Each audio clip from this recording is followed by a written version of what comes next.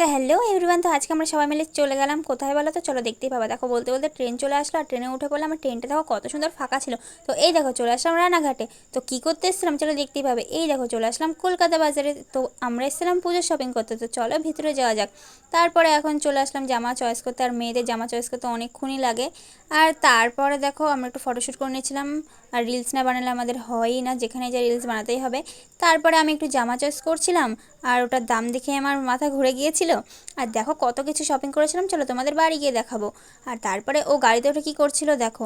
তো শুধু শপিং করলেই তো হবে না, একটু পেট পুজোও তো করতে হবে, তার জন্য চলে আসলাম বিরিয়ানি খেতে। আর আমরা এত শপিং করেছিলাম যে গাড়িতে আমাদের জায়গাই হচ্ছিল না। তো কী হবে, ওইভাবেই আসতে হলো। আর তারপরে উঠে পড়লাম ট্রেনে। তো দিদি আমাদের ট্রেনে তুলে দিয়ে বাড়ি চলে গেল, ওর মনটাও খারাপ হয়ে গেল। তো দেখো কী কী নিয়েছিলাম, এই জামাটা নিয়েছিলাম আর নিয়েছিলাম হচ্ছে একটা প্যান্ট আর নিয়েছিলাম একটা শার্ট। তো আজকের মতো এইটুকুই, দেখা হচ্ছে নেক্সট ব্লগে, বাই।